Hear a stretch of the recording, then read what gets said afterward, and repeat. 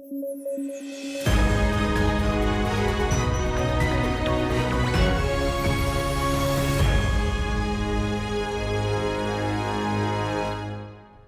News at 9 programme में आपका स्वागत है। मेरा नाम है विरत दुबे। आइए नजर डालते हैं आज की हेडलाइंस पर। यूएसए ने रोका यूएन सिक्योरिटी काउंसिल का प्रस्ताव, वीटो का हुआ यूज, गाजा में युद्ध रोकने के लिए लाया गया था प्रस्ताव। रूस ने यूक्रेन पर किया आईसीबीएम हमला, रूस की न्यूक्लियर डॉक्ट्रिन में हुआ है बदलाव, रूस की जवाबी कार्रवाई होगी तेज। और 21 नवंबर को मना world fisheries day, India's blue transformation strengthening small scale and sustainable fisheries रखी गई है थीम। सनराइज सेक्टर है फिशरी इंडस्ट्री। खबरों में आगे बढ़ेंगे, लेकिन उससे पहले आपको बता दें कि इस बुलेटिन को अगर आप पीडीएफ फॉर्मेट में पढ़ना चाहते हैं तो अमृत उपाध्याय 007 इस टेलीग्राम से जुड़कर डाउनलोड कर आसानी से पढ़ सकते हैं। अब आइए नजर डालते हैं खबरों पर विस्तार से। हाल ही में यूएन सिक्योरिटी काउंसिल में एक प्रस्ताव पेश किया गया था। प्रस्ताव का मकसद था कि पश्चिम एशिया से जुड़े गाजा क्षेत्र में तत्काल युद्ध विराम किया जाए। साथ ही सभी पक्षों के तत्काल, बिना शर्त और स्थायी युद्ध विराम करने की मांग भी की गई थी। इसके अलावा सभी बंधकों की तत्काल और बिना शर्त रिहाई की मांग दोहराई गई। सिक्योरिटी काउंसिल में 10 निर्वाचित सदस्यों द्वारा लाए गए इस प्रस्ताव के पक्ष में 14-1 से मतदान हुआ, लेकिन बावजूद इसके प्रस्ताव पारित नहीं हो सका क्योंकि यूएसए ने इस प्रस्ताव को वीटो कर दिया। यूएसए के वीटो के कारण इसे अपनाया नहीं जा सका। यूएसए की दलील है कि इस प्रस्ताव में अक्टूबर 2023 में हमास द्वारा बंदी बनाए गए इजरायलियों की रिहाई की बात नहीं की गई है। अब देखिए, यूएन के प्रमुख अंगों में से एक है सिक्योरिटी काउंसिल यानी सुरक्षा परिषद। यूएन चार्टर के मुताबिक अंतर्राष्ट्रीय शांति और सुरक्षा बनाए रखना यूएन सिक्योरिटी काउंसिल की प्राथमिक जिम्मेदारी है। इसमें कुल 15 सदस्य होते हैं, जिसमें से 5 स्थायी और 10 अस्थायी सदस्य हैं। इन 5 स्थायी सदस्यों में चीन, यूएसए, रूस, यूके और फ्रांस शामिल हैं। वैसे तो सभी 15 देशों के पास एक वोट होता है, लेकिन 5 स्थायी सदस्यों में से यदि कोई एक भी प्रस्ताव के विपक्ष वोट देता है तो वह प्रस्ताव पारित नहीं होता। इसे ही वीटो पावर कहा जाता है। हालिया मामले में यूएसए ने इसी वीटो पावर का यूज किया है। चार्टर के तहत सभी सदस्य देशों को परिषद के निर्णयों का पालन करना अनिवार्य है। वहीं 10 अस्थायी सदस्यों का चुनाव जनरल असेंबली के द्वारा किया जाता है। केंद्रीय गृह मंत्री अमित शाह ने अंडर ट्रायल प्रिजनर्स यानी विचाराधीन कैदियों को लेकर एक बड़ा बयान दिया है। इसके मुताबिक जिन अंडर ट्रायल प्रिजनर्स ने अपने खिलाफ अपराध के लिए निर्धारित अधिकतम सजा की 1/3 से अधिक सजा काट ली है, उन्हें संविधान दिवस यानी 26 नवंबर से पहले रिहा किया जाना चाहिए।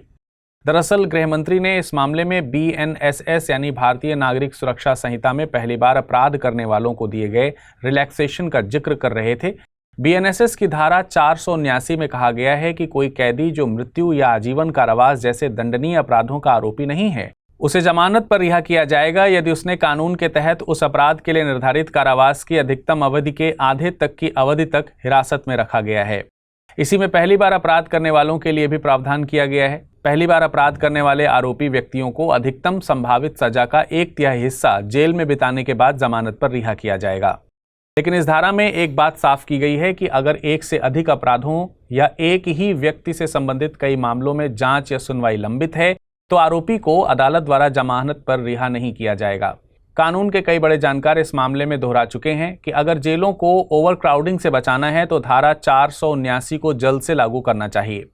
आपको बता दें कि एनसीआरबी यानी नेशनल क्राइम रिकॉर्ड्स ब्यूरो ने प्रिजनर स्टैटिस्टिक्स इंडिया 2022 रिपोर्ट जारी की, जिसके मुताबिक भारतीय जेलों में बंद 5,73,220 कैदियों में से 4,34,302 विचाराधीन कैदी हैं, जिनके खिलाफ मामले अभी भी लंबित हैं।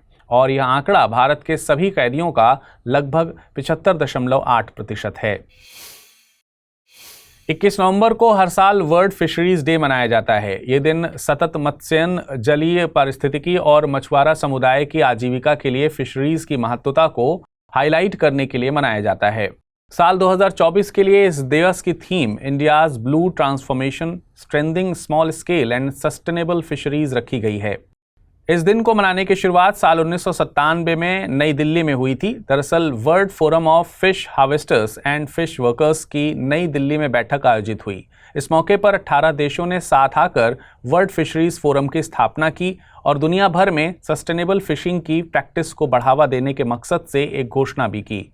इस तरह ये दिन दुनिया भर में फिशरीज सेक्टर में आने वाली चुनौतियों पर बात करता है। फिशरीज सेक्टर की चुनौतियों में ओवरफिशिंग, हैबिटेट डिस्ट्रक्शन और इल्लीगल फिशिंग प्रैक्टिसेस शामिल हैं।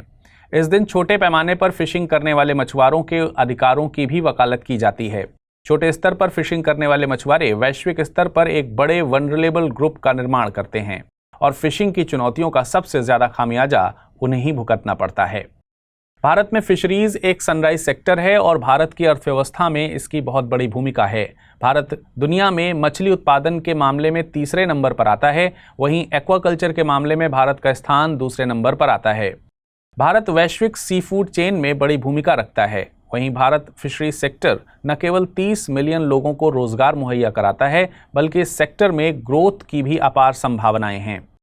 भारत के मछली उत्पादन में पिछले कुछ सालों में ग्रोथ भी देखी गई है, साथ ही एक शिफ्ट भी देखा गया है। पहले भारत के फिशरीज सेक्टर में मरीन फिश की हिस्सेदारी ज्यादा थी, जो कि अब इंग्लैंड फिशरीज की तरफ शिफ्ट हो गई है। वर्तमान में इंग्लैंड फिशरीज भारत के कुल मछली उत्पादन में 70% की हिस्सेदारी रखती है।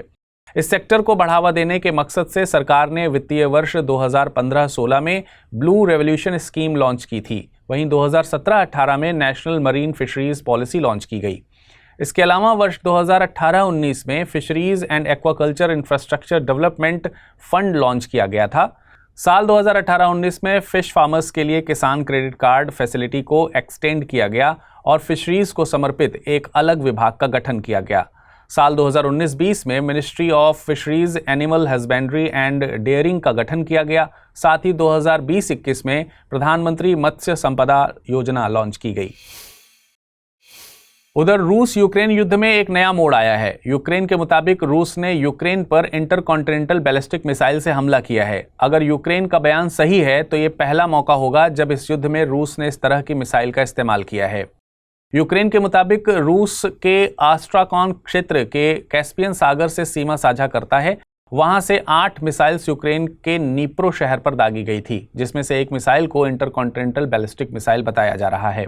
इंटरकॉन्टिनेंटल बैलिस्टिक मिसाइल को ICBM कहा जाता है। उन्हें परमाणु हथियार ले जाने के लिए डिजाइन किया गया है। यह हमला रूस द्वारा जारी की गई नई न्यूक्लियर डॉक्ट्रिन पर साइन करने के 2 दिन बाद किया गया है। नई डॉक्ट्रिन में रूस ने आधिकारिक तौर पर न्यूक्लियर अटैक की थ्रेशोल्ड लिमिट को कम कर दिया है।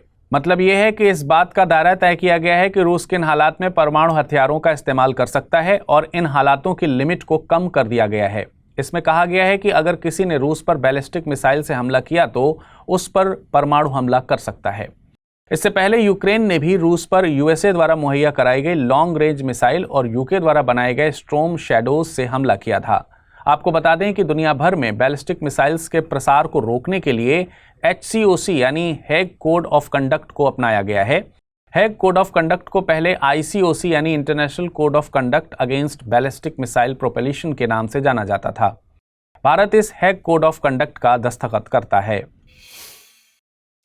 आइए नजर डालते हैं आज के टर्म ऑफ द डे पर। आज का टर्म ऑफ द डे है कॉन्टिनेंटल ड्रिफ्ट थ्योरी यानी महाद्वीपीय विस्थापन सिद्धांत।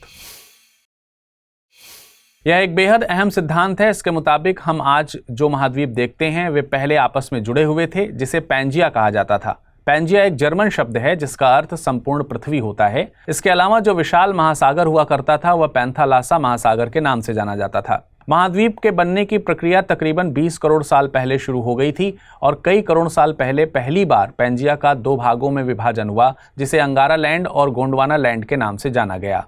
और फिर इन दोनों जमीनों के बीच जगह में जब जल का भराव हुआ तो उसे टेथीस सागर कहा गया। वक्त के साथ साथ गुरुत्वाकर्षण शक्ति, समुद्री धाराओं का प्रवाह और अन्य शक्तियों के माध्यम से अंगारा लैंड और गोंडवाना लैंड जमीन के टुकड़ों का विभाजन होने लगा, जिसे आज हम विश्व के अलग अलग महाद्वीपों के और द्वीपों के तौर पर देखते हैं।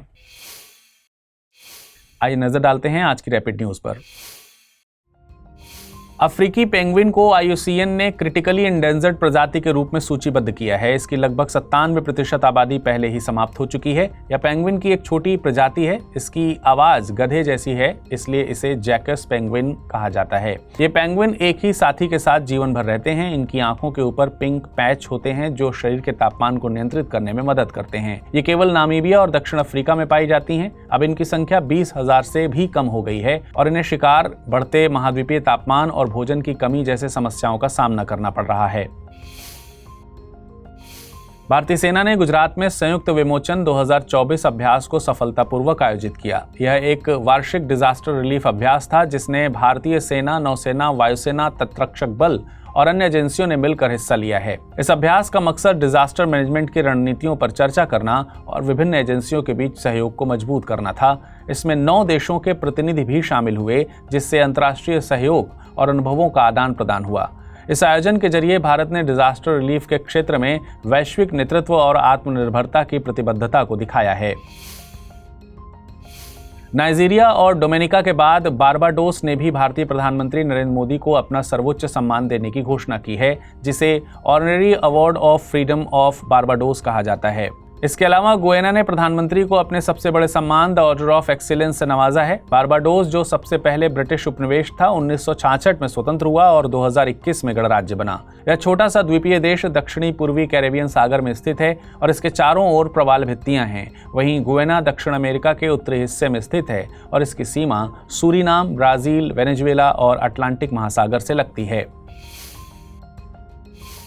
प्रसार भारती ने अपना नया OTT प्लेटफॉर्म वेव्स लॉन्च किया है। यह प्लेटफॉर्म डिजिटल स्ट्रीमिंग की बढ़ती मांग को देखते हुए बनाया गया है और भारत की सांस्कृतिक धरोहर को आधुनिक डिजिटल ट्रेंड्स के साथ जोड़ता है। वेव्स पर आप रामायण, महाभारत, शक्तिमान और हम लोग जैसे पुराने और पसंदीदा शो देख सकते हैं। इसके अलावा यह 12 से ज्यादा भाषाओं में कंटेंट जैसे समाचार, डॉक्यूमेंट्री, रिलीजियस प्रोग्राम और महिला केंद्रित शो भी पेश करेगा। इसके साथ इसमें live channel, free to play games, radio और ऑनलाइन शॉपिंग जैसी कई सुविधाओं के विकल्प भी मौजूद होंगे।